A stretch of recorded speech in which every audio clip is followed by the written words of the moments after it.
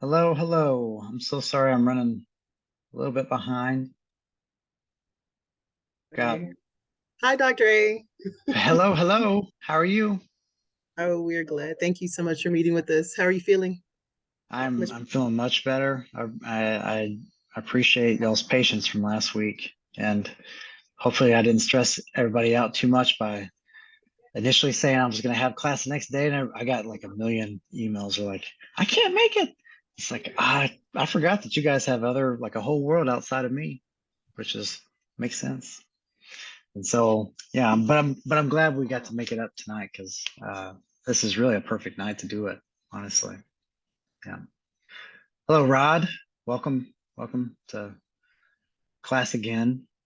Feels like I haven't seen you in a long I time. know it's been like at least a minute and a half, I think. Yeah.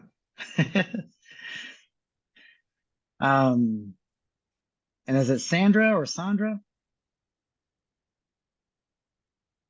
Oops. It's Sandra.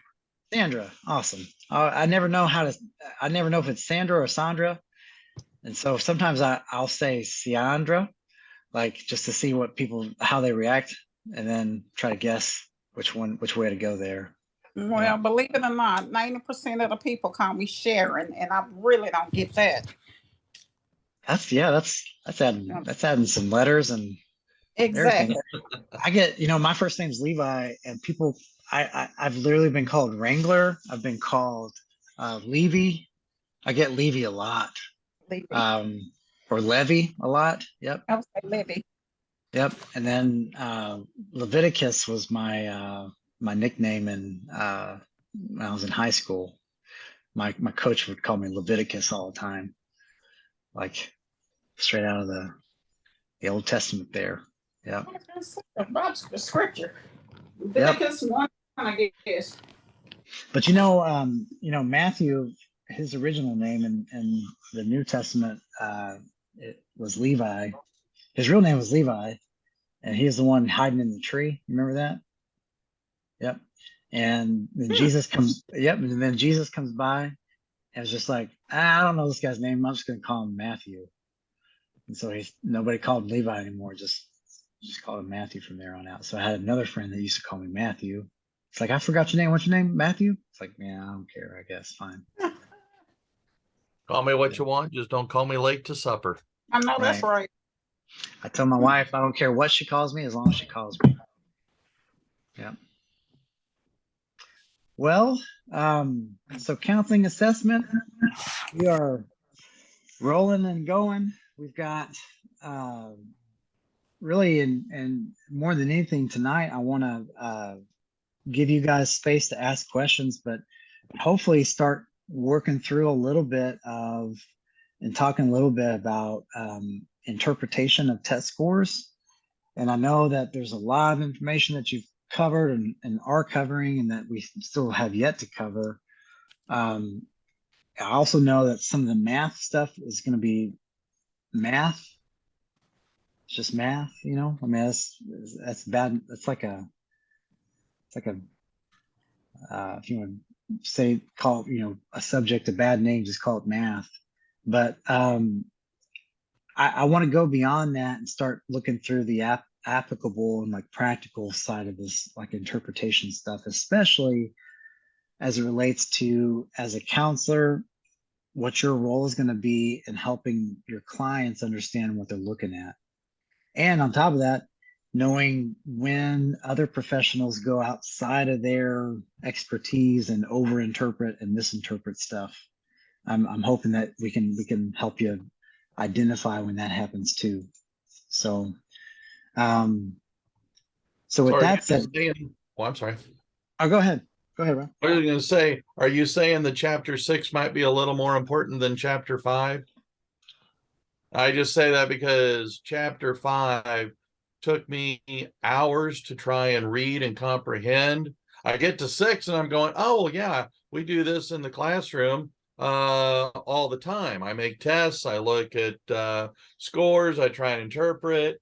I mean, whether it's a positive and negative, I'm always shooting for a good bell curve. but Mhm. I found chapter 6 very easy compared to chapter 5. So if you're saying chapter 5, where they're talking about reliability and Validity. validity and all the other things that were causing me to have sleepless nights and question if I ought to try YouTubing all these different components to maybe have them explain it to me. So are you Well, saying that I can skip chapter 5, read it, yeah, I'm don't spend a I will lot of never time? say skip a chapter. I'll never ever officially say skip a chapter, but I will say this is that psychologists and counseling professors like to make that chapter and information in that chapter much more complicated than what it really is. And probably better than any other book I've come across. The New Craig book does a better job at it, but at the same time, like, well, I say this on licensure exams, you're going to get some really random questions sometimes. Like, they're going to ask you, like, what's the difference between like a Pearson R and a standard error measurement, that kind of stuff. Like, I mean, like, not that you're gonna have to memorize math, but you're gonna have to know concepts, and that stuff you can memorize when you go to study for those licensure exams. Like, you can just go back and just memorize and study, pass your exam, and then just be like, okay, I never have to remember that ever again. Because that's literally what's gonna happen. Because I don't even know, like, I don't have any of that stuff memorized. Like, I testify frequently, like on the stand on psychological and neuropsychological tests, and I have yet to be asked questions related to like what's the reliability or what's the retest reliability coefficient for any test.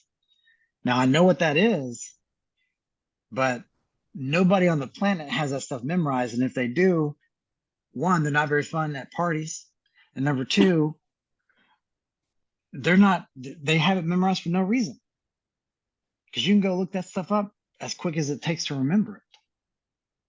And so, but what you need to know is like why that stuff is important to like at least from a concept standpoint, because if a standard error measurement, let's just use that as an example. Let's say that an average on a test is a 10 out of 20, but a standard error measurement is plus or minus 7. Well, what that means is if you get somebody that scores a 10 out of 20, which is the average, what you're really saying is, yeah, that's their score, but their score actually could be anywhere from a 3 to 17 out of 20, which really just doesn't tell you anything. It just means they took the test, right? So, like, understanding why we've got those concepts is really what's important, not so much really the math behind it. And to answer your question is, well, let me do this. What I would like to do is I want to show you just some general concepts on psychological testing that once you kind of understand what it all means, it makes a lot more sense, because it's just that's what I love about statistics, is that it's really just logic. Like, it makes logical sense why we need to know, what the normal bell curve represents. So let me pull up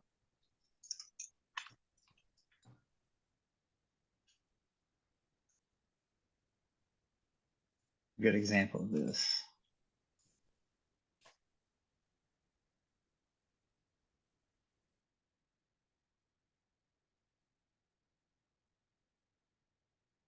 Actually, I think I've got, hang on, just give me 1 second. I'm going to pull up actually my own bell curve.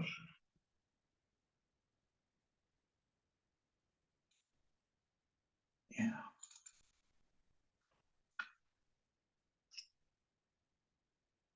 And share this with y'all.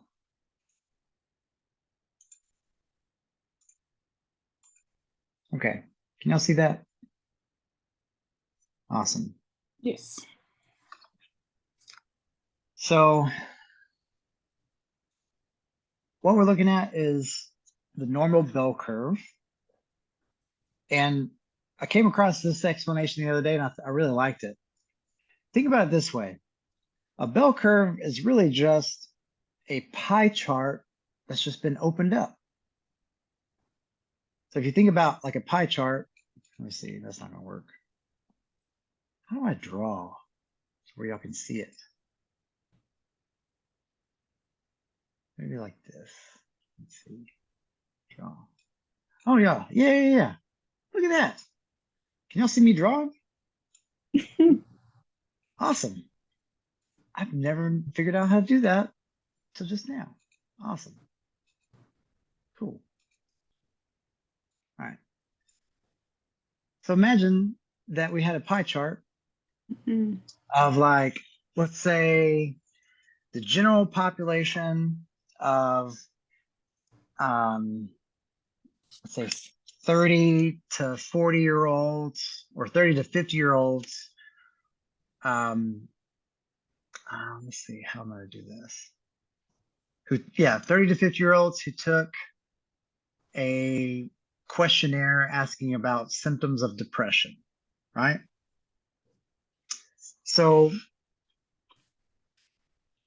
let's imagine that, us four of us here have been asked to make a brand new psychological test for depression for 30 to 50-year-olds, okay? What would we do? How would we go about creating that questionnaire? So let's start with just the basics, like where would we get our questions from? Wouldn't we have to research a lot of other assessments that already exist and then develop questions that are different, well, slightly different based on what those are asking, so that our results will be similar, even though we're asking different questions? Absolutely. And you know what that's called? That's called concurrent validity. In other words, we want our tests to have concurrent validity with the gold standards that are out there already, the ones that have already been researched. And we want our test to correlate the results with the results from those tests, right? Which has some downsides because it implies that the old tests or the supposed gold standards are perfect at what they're trying to capture. But at the same time, you'd have a hard case to say, well, this test does it so well that it does it so much better, but it doesn't correlate at all with all these gold standard tests that have all this research behind them. So in other words, yeah, you're completely right. So we'd want to research that. And where did they get their questions from? They do the same thing. Well, plus it also said research, like lit reviews, stuff like that. Yep. Exactly. And that's called construct validity. Right. So like if you were going to build, I was thinking about, I used to be in construction. I was terrible at it, by the way, terrible. Thankfully, turned out to be a psychologist, not a professional construction person. I got in trouble all the time. But if you think about building, let's say like, I used to build cabinets, right? Those custom cabinets. And trust me, they were custom, the ones that I did. They were very customized. Sometimes we would use materials that weren't designed for cabinets. And when we did that, we had very low construct validity.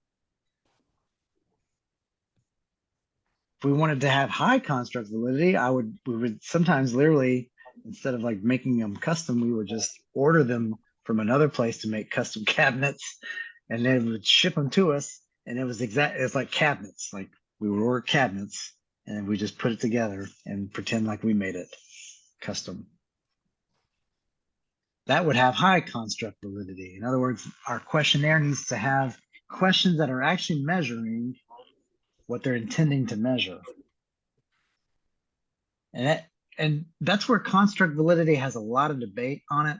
And like, there's a lot of like, okay, well, for example, like IQ testing, it depends on how you define IQ.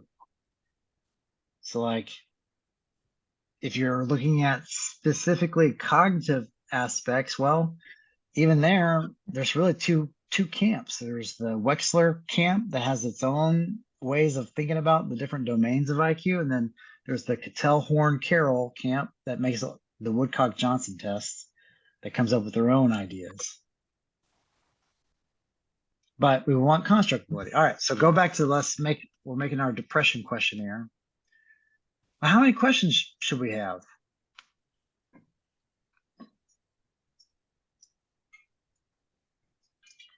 That completely depends on what we're trying to assess and what types of questions we'll have to ask, and then the age of the person, their stamina.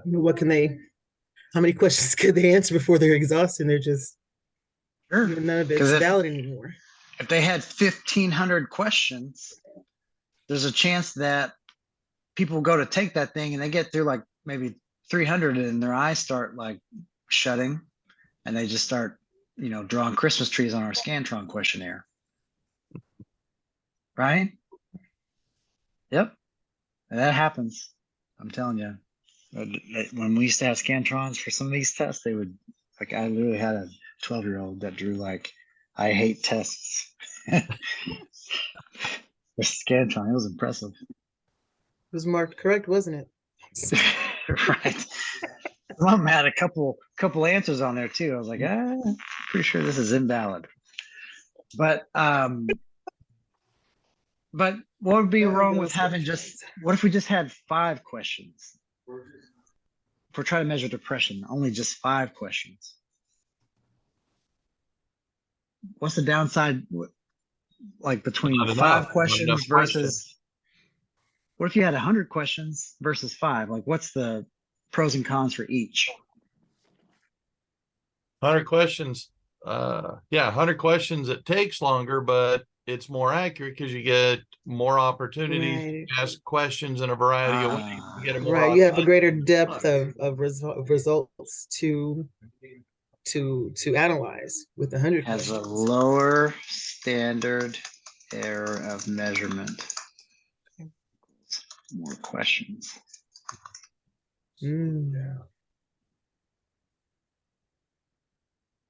Does that make sense?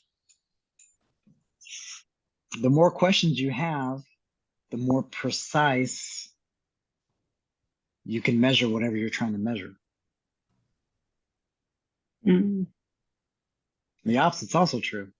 So if you have a test with like 5 questions, well, just like your quizzes, for example, right? So like you can get 1 out of 5 wrong and that gives you what, an 80%? But that's probably not real accurate in actually measuring what you know. It's not real precise. Because you could know a lot more than that, but the test didn't have enough questions. The downside, though, is if the more questions you have, right,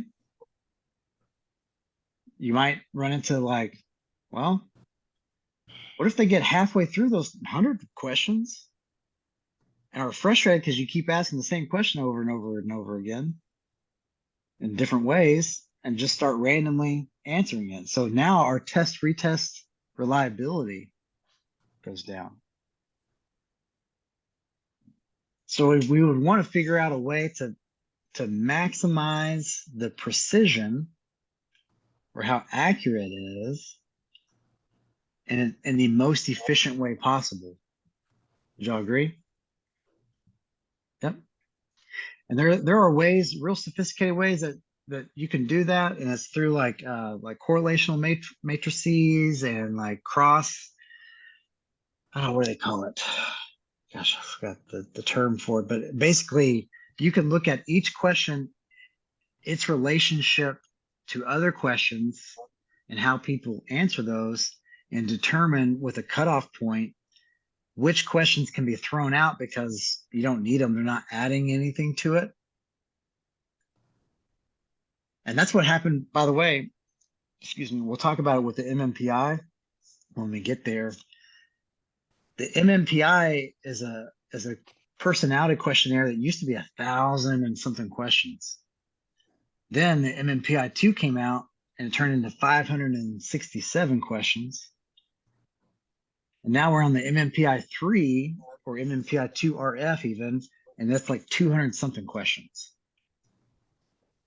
When did They- the MMPI-3 come out? Like maybe 2-3 years ago. Okay, I had to take the MMPI-2 and it took forever. Yeah. Yep. I remember I used to have to hand score that thing. Like I was taught originally in grad school, and I've hand scored probably 1,000 MMPI-2s, where you take their Scantron and they've got 27 like different like transparency sheets that you'd have to go through there and count all their truths and hope that you didn't get bored halfway through and forget one. And then you'd have to go back and calculate it by hand, adding the K correction. I don't think I got any of those 1,000 of them correct and actually scoring them correctly. And by the time we got done with that, my very last class in grad school was when they finally signed up for Q. It was Q Global at the time, where you could administer the MMPI on a computer, and they could just type 1 or 2 for their answers, and then you didn't have to score it; it just scored it for you. I was like, great! I did spent hours and hours and hours doing something that I'm never going to have to do again. Perfect. Just exactly why I spent so much money in grad school. But thankfully, they figured out how to pare that stuff down and to maximize efficiency and the precision. And what we mean by precision is it is criterion validity.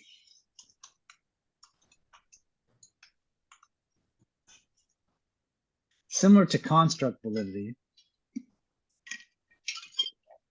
But really, this is a better way of saying if something has high criterion validity, it is efficiently, maximally measuring what it's intending to measure. Okay, so let's just say we come up with 30 questions, right? And how are we going to know, like, well, we've got these 30 questions on depression for 30 to 50-year-olds. How are we going to know, like, what's high or low? Like, if I gave it to somebody scored an 18 out of 20 on it, is that high or low? How do we know?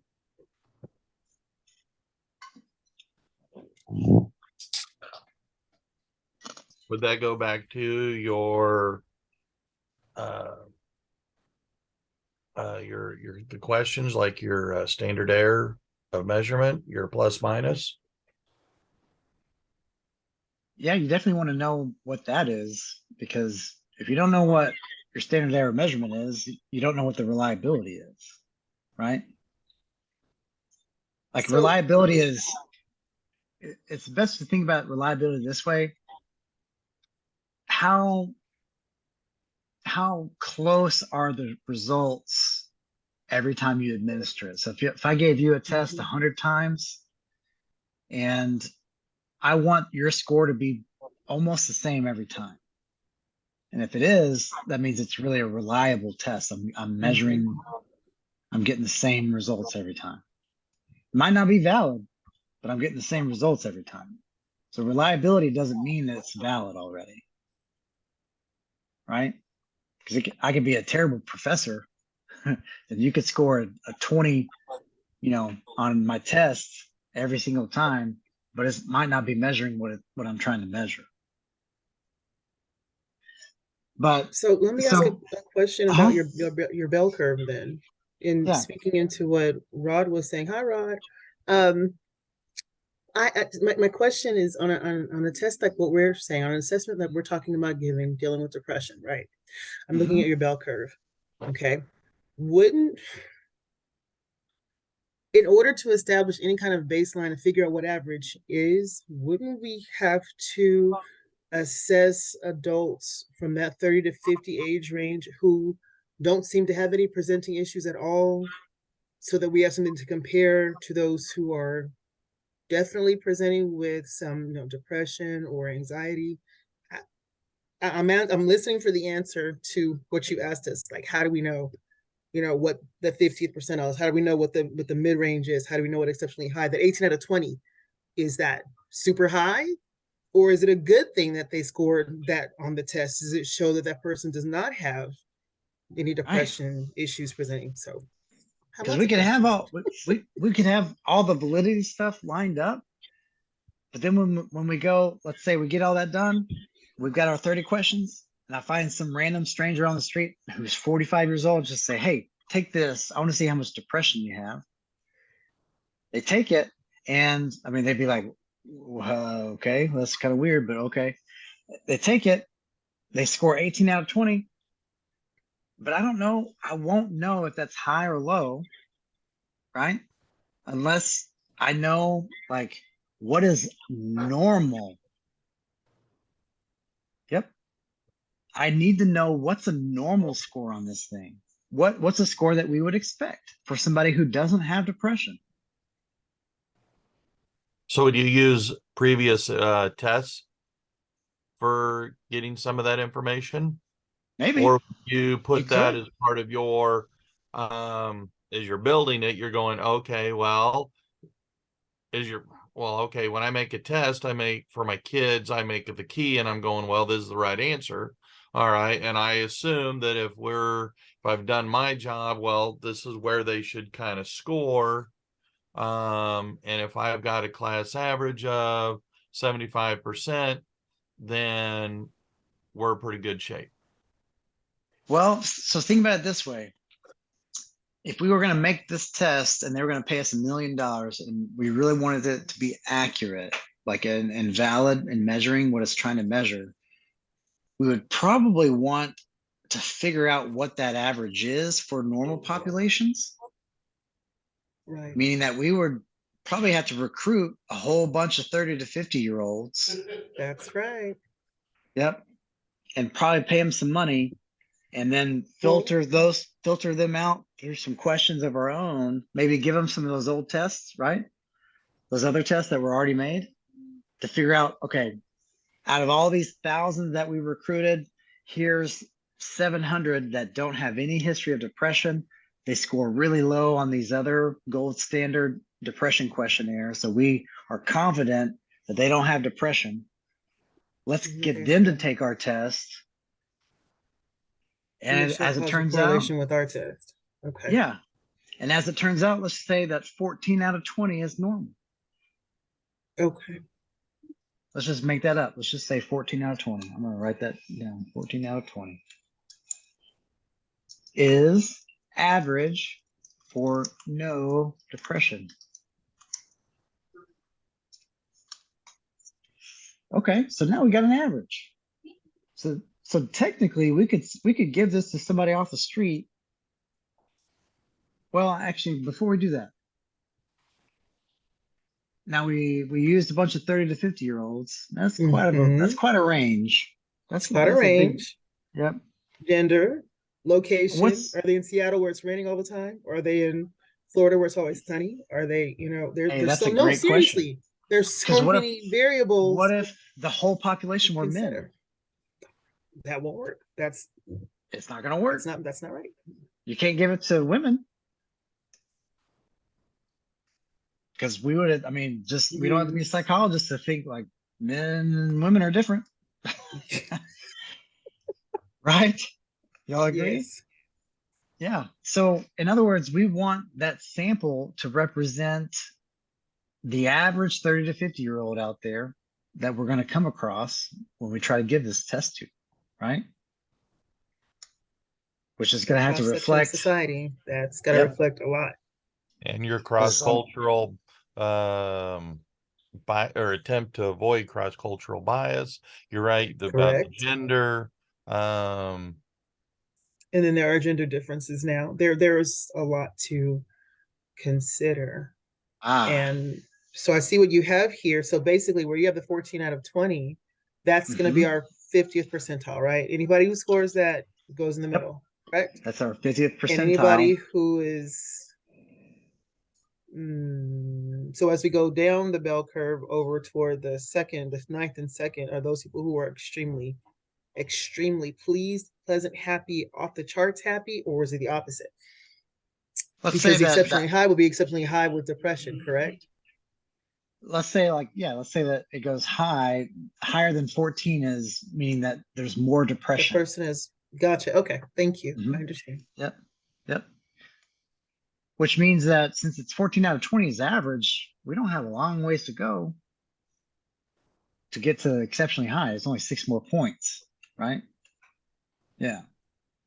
Which also means that there's a very low, um, there's a very low floor.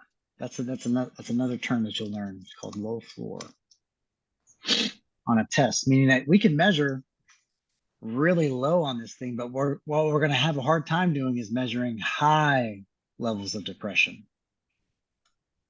So we'd have to have more questions in order for our assessment to have greater To di- validity. 20 Yeah, questions wouldn't be enough. it might not be enough to differentiate between like moderate and severe depression, because it might just say everybody with moderate on up is exceptionally high. So if we were giving this, and I wouldn't say at all that I'm going to write an assessment and give it to the parents on my campus when we get back, in August. But Mhm. if the counseling staff were developing something like this, before Mhm. even giving it to that population, they would have to establish their baseline by doing other surveys using data that's already been proven, right? Mhm. Okay. Yep. Yep. And so what we're learning right now is all of the applicable practical stuff of chapter 5. Right. Rod. So this is translating all that ridiculous math jargon into actual like that's why I love stats so much, because it's just like, hey, let's just use our brain and think through this. Like, okay, Yes. if we're gonna make a test that measures something, what's the best way to do that? Right. And I mean, and that's where like this is important. Us four can identify very quickly, and y'all did very quickly identify that there are cultural differences between populations. It is extremely important for us to understand that most of psychology has occurred with psychological test development in the past. It's gotten better in the past maybe 10, 15 years, but not even that great. In the past, most of psychological tests were given or normed on, that's what we're describing, normed on 18 to 20-year-old white males from high socioeconomic status backgrounds attending Ivy League schools.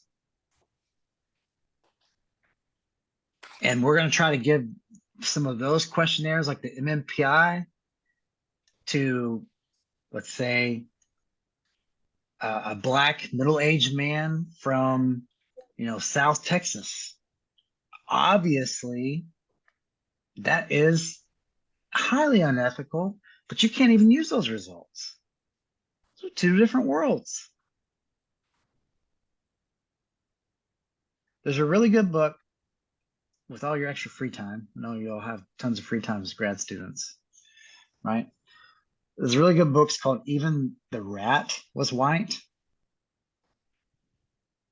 And it really calls out psychology for just forever and it's racial bias and in some ways like racism, systemic racism, not just racism, but sexism and classism. Like, and so like the test that you come across, you need to know, like, for example, like the Beck depression inventory, stuff like that. Some of those original cutoffs were used only, they were normed only on like white, like farmers from Minnesota in their 40s from like Christian, like ultra conservative backgrounds. And so like you try to give that Beck depression inventory, like the original ones, to somebody from like, you know, from Dallas,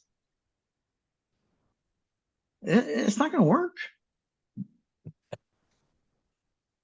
But I'm telling you, people have been put to death. All kinds of terrible, like legal decisions have been made. Politics have been written. Like treatment has happened or hasn't happened from people giving tests that don't match and pretending like they don't have a brain that that us four have, that we've already, like none of us, I've never created a test. I mean, I have, but nothing that I've made money on. So like, I'm not even gonna count it. Like none of us have made a test before. And I've just used our brain to think through, okay, when we give a test to somebody and we're going to try to figure out if it's high or low, like whatever, you know, the result is, we need to know who we're comparing it to. Yep. Because if we don't know that, it doesn't matter what the computer prints out and says it's high or low. We don't know unless we know the background of that test. That's the whole purpose of understanding the psychometrics or the stats behind all these things, is that we want to compare apples to apples. And so let's keep going with our test here. So let's make it easier. It'll make it a little bit easier to understand. Let's say 10 out of 20 equals average for no depression. Okay. We're going to change it up.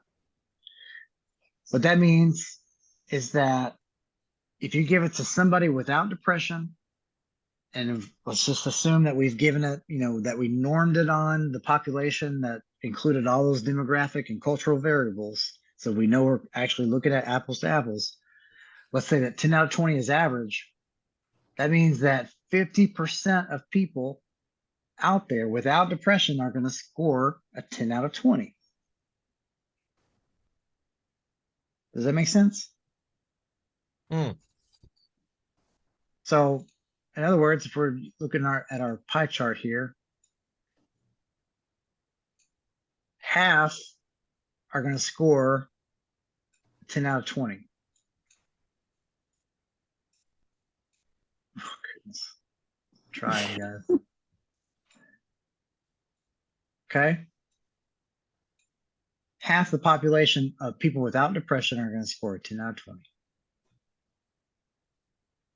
In other words, what that represents on our bell curve here, how do I make this thing wider? I'm going to make it wider. It represents this area. This half of this pie chart is the same as this area right here. Okay. Does it make sense? What's cool is that it makes sense because look, 75 minus 25 is what? 50. 50. Y'all didn't know we're gonna be doing math tonight, did you? For real.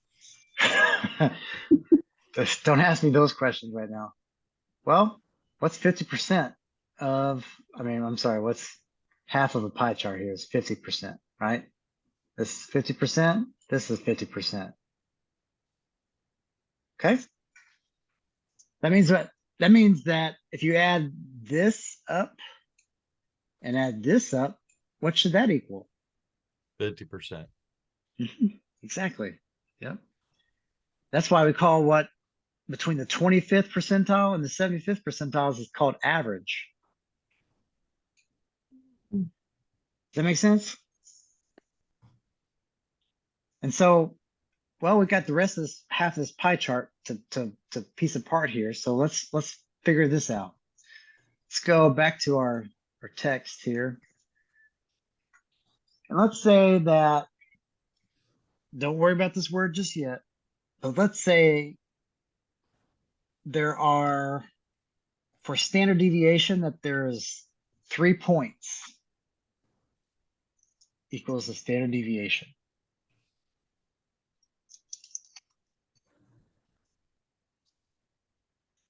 So what does that mean? If 10 is this line, right? Remember 10 out of 20? You remember that? Mm-hmm.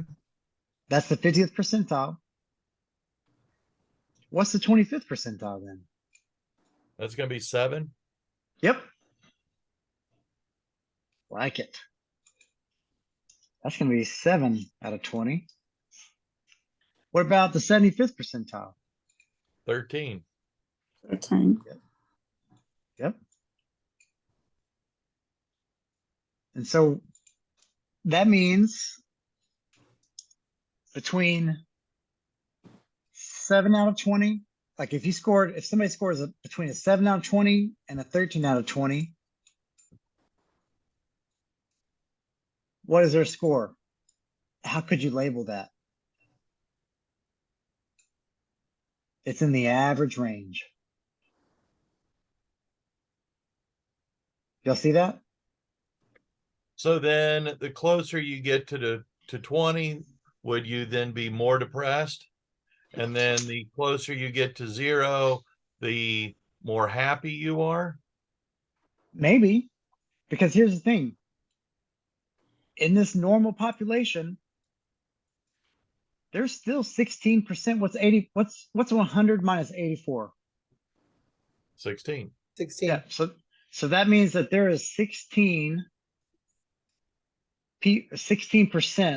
of people who we thought didn't have depression that are going to score That's a good point. at a 16 out of 20.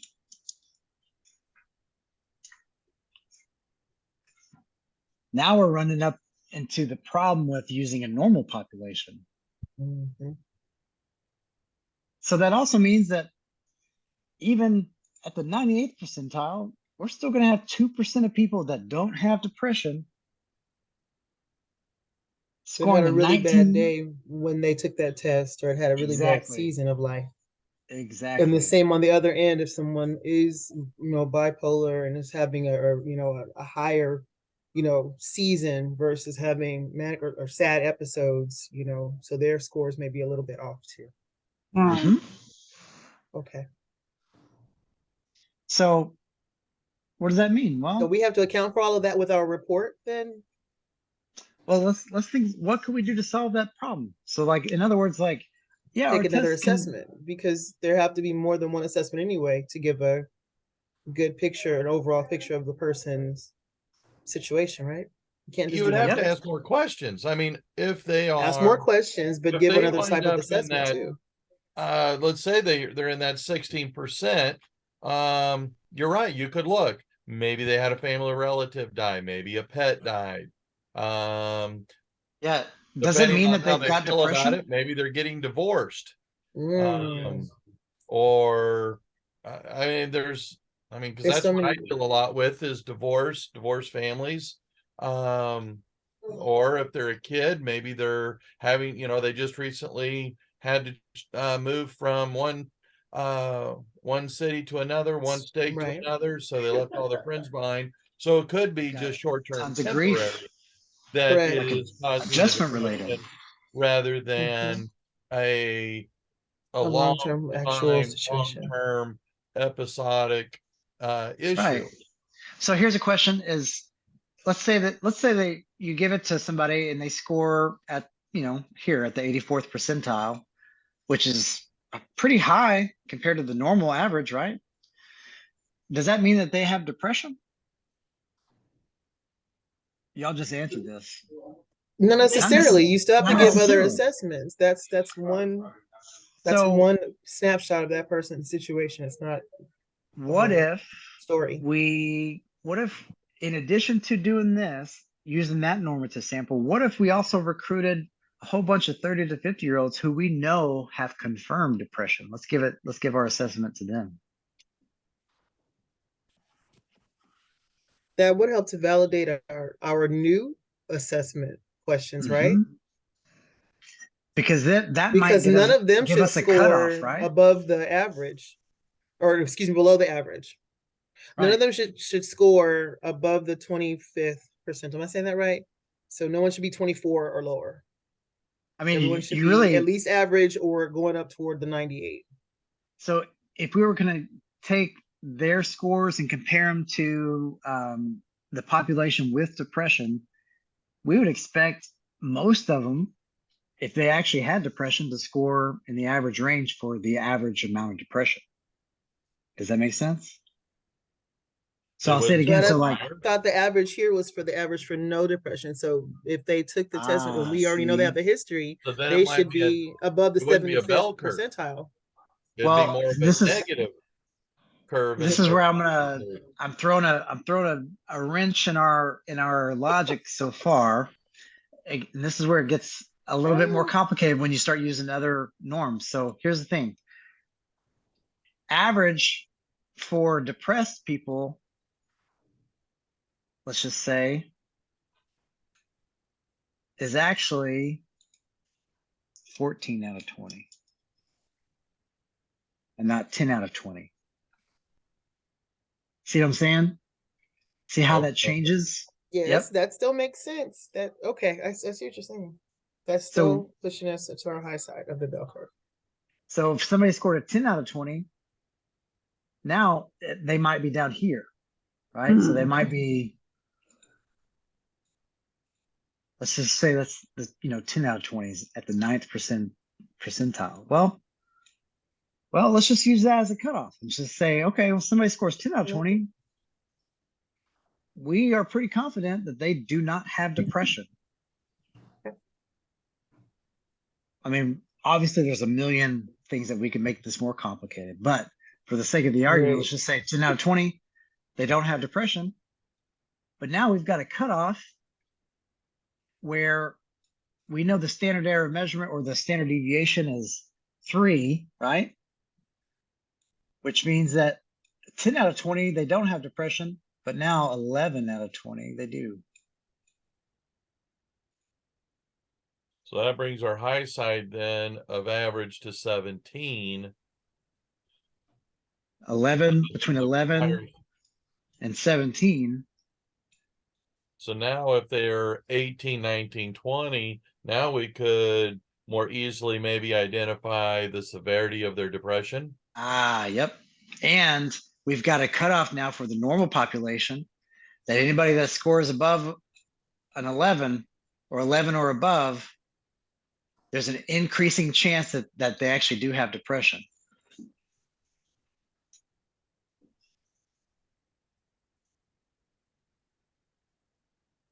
But now that's more into chapter 6 with using raw data to analyze what the raw score is. Okay. Because that's what we do at school all the time. And whenever we do it all the give an time. assessment, we were constantly in our teams getting together. Hey, what went well? We'll do this across the board for each of our classes. Then we'll do it. Oh yeah, we do this all the time. This is so what y'all just did with your bright brains, because y'all have some bright brains, is what people get paid millions of dollars to do, to create like the STAR tests and all kinds of, like, literally this is what they do. Too bad This they is how weren't educators. Well, with theirs, they get the benefit of knowing that Skippy is supposed to have these teaks under his belt by April or May of the school year, and all of those things are the questions And we're it's also asking You know, provided you that know, Skippy has been in Texas ouch. his entire life. It didn't just move here from and Iowa that, or, you know, Right. from yeah, Oregon where Skippy they don't comes have from stars. what, two Yeah. parents. They have or home whatever and, they call their test. don't get me started. My gosh. Oregon assessments of readiness. I don't know whatever they call theirs, but I hear you. This is not George Bush the seventh from Highland Park that Oh, were right. Like so, like in other words, so like yes, what y'all are recognizing are the limitations to those tests, and I mean, you already knew it intuitively.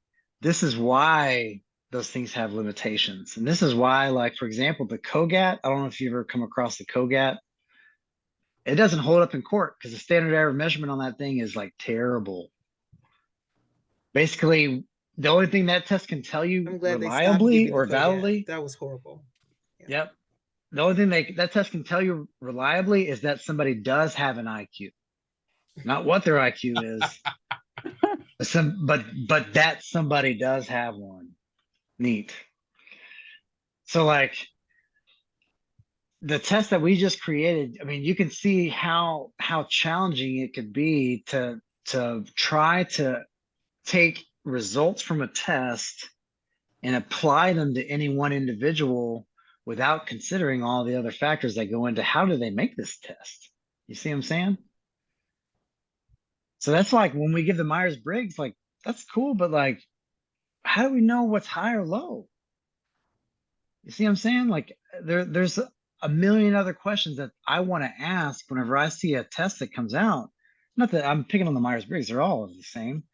It's like, I want to know, okay, if this is going to be useful for me to like give to one person, a patient, and then try to interpret those results, I need to know where did this test come from?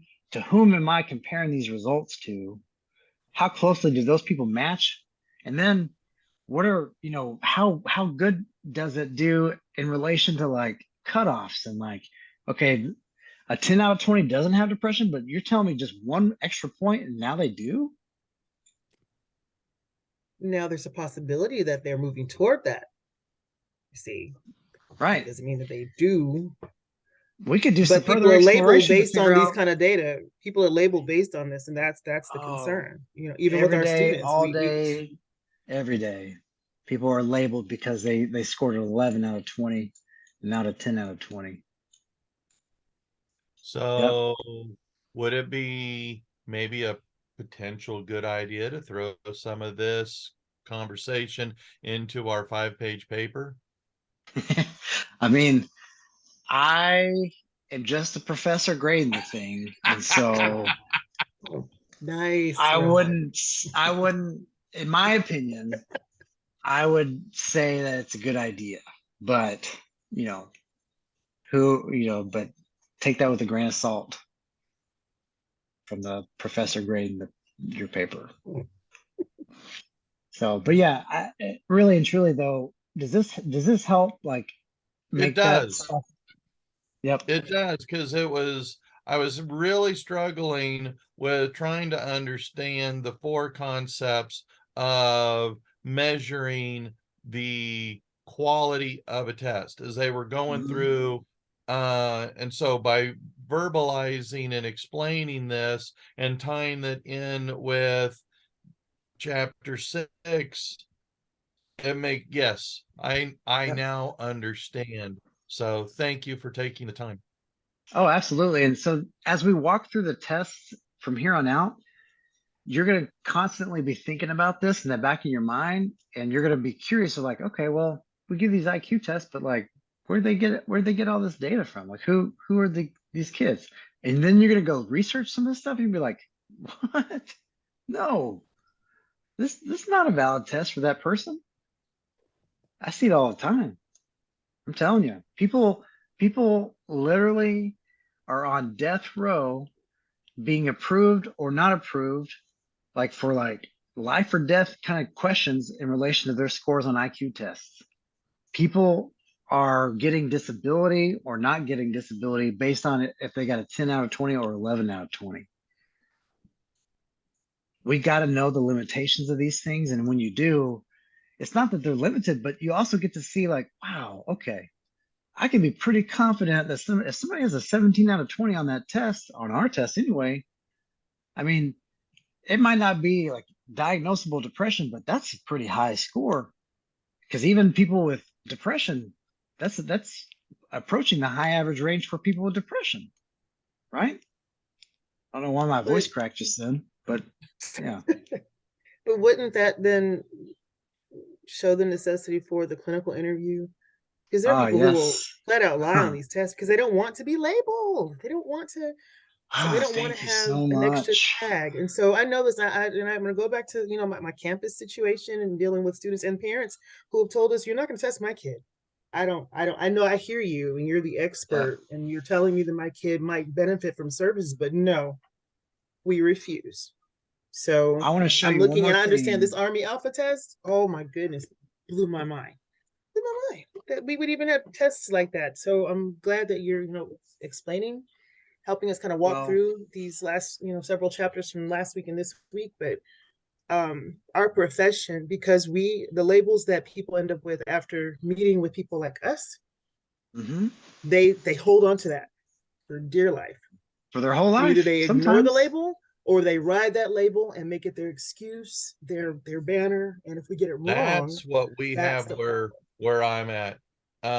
They even have a Facebook page for the moms, and they put out there, here's the words you say, and this is what you need to do, and suddenly you can get your kid identified so that way they can get an A, but they don't have to do any work. Right. So And I wish I let me could show make that you. crap up. On that, Here's Ugh. what's cool about what we do is you identified that we absolutely need a clinical interview because you can't just give a test to somebody and not know anything about them and try to interpret that test, right? So like attorneys all the time on the stand, when I'm on the stand, they'll hand me like test results of somebody I don't know and they'll say, Dr. Armstrong, can you interpret this for me? And I'll say, no, I can't because these are just numbers. They mean nothing to me. Like I need to know this no person's history, context. There's no right? context, right? Because none of these tests may not have even been good tests for this person. Who knows? And so the next step that we can also do, that's what I love about like the what I do a lot. Can y'all see this? Yes. Okay, so the behavior rating inventory of executive functioning. This is a questionnaire just like what we designed for depression, but this one is for ADHD and autism. Okay, you can give it to teachers and parents, and they complete it asking questions about their own kids, attention span or like impulse control, stuff like that. Right? You get results back, but it also gives us the ability to know what was their attitude when they took that test. So as you can imagine, you described a while ago, some parents don't want their kids to have anything wrong with them.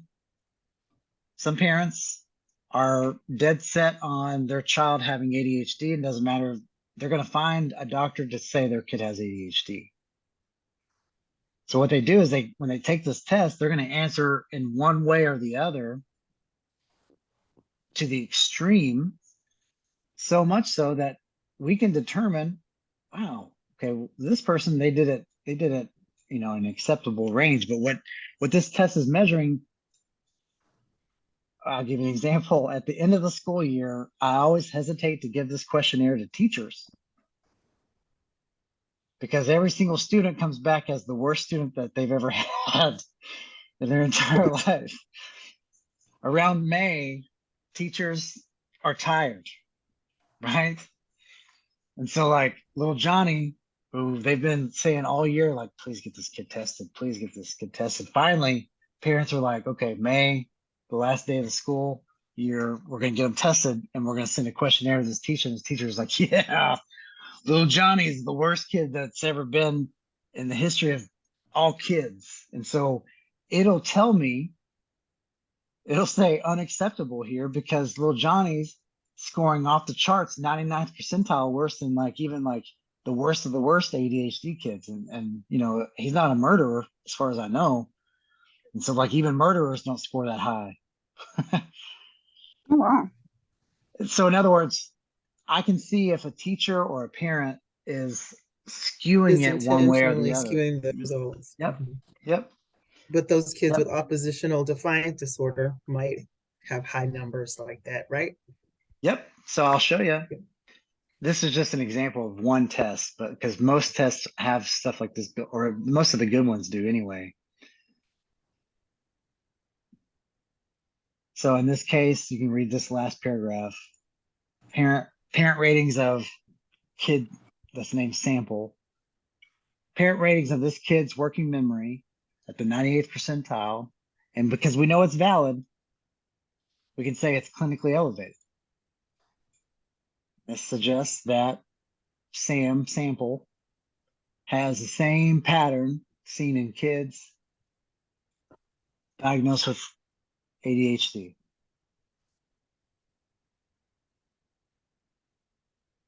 Isn't that cool? That's how these tests can help us. They're not always right. Sometimes this thing gets it wrong. But there's some pretty sophisticated stats that go behind it. Here's another one for autism. The parent saying Sample on this, domain, cognitive and behavioral flexibility is not really elevated, not that much. And so there's a chance that this person doesn't have autism. Pretty good chance. They do not exhibit.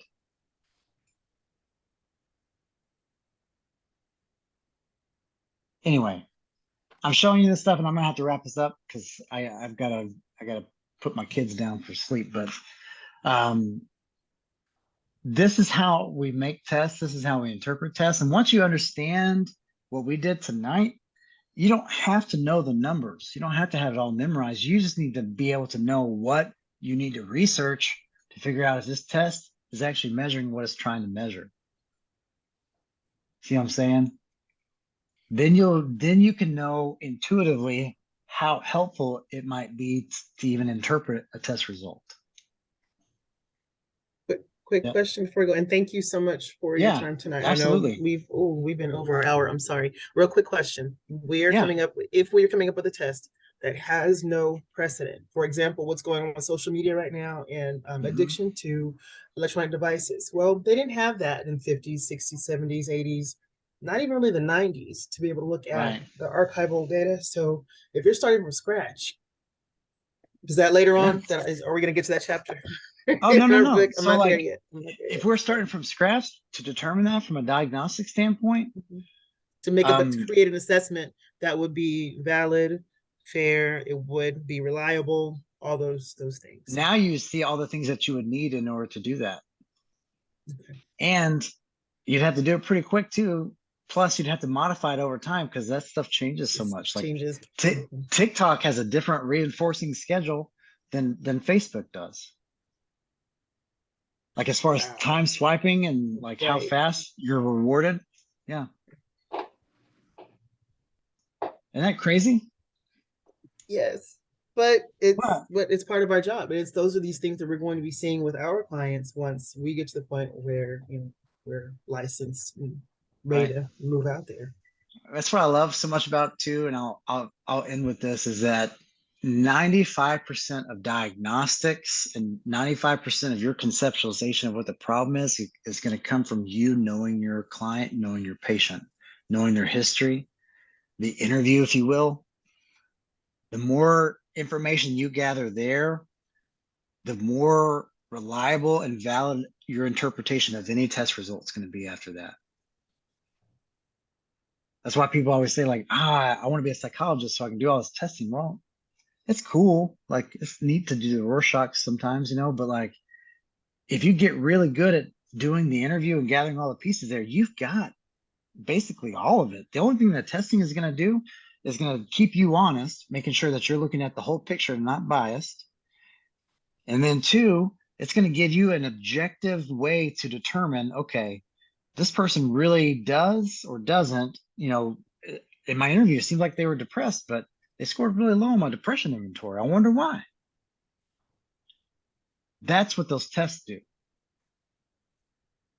Now, as you can see, there have been systems and agencies who have used test results in terrible ways because they don't know any better. The government does not know any better, which is sad.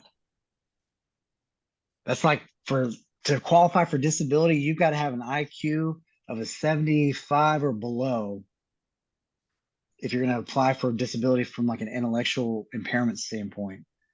But if you're at a 76, you won't qualify. How crazy is that? And it does, and they don't even use my input as it relates to like their background and history or why they might have scored a 76 this time, but not, they would normally do that in everyday life. That's crazy. So That's the then, as an way- expert, your testimony matters, but not enough to sway the data. The politics, Mm. yeah, that's Alright. where we've got to be empowered to change it because we're the only ones that know any better. Yep. All Thank right, you, folks. Dr. So A. y'all, yep, absolutely. Y'all have a happy 4th of July. We'll see y'all next Monday. You? You Thank too. Bye, All bye, right. Sandra. Bye, Ron. Good night. Y'all take Bye, care. Dr. A. Good night. Good night.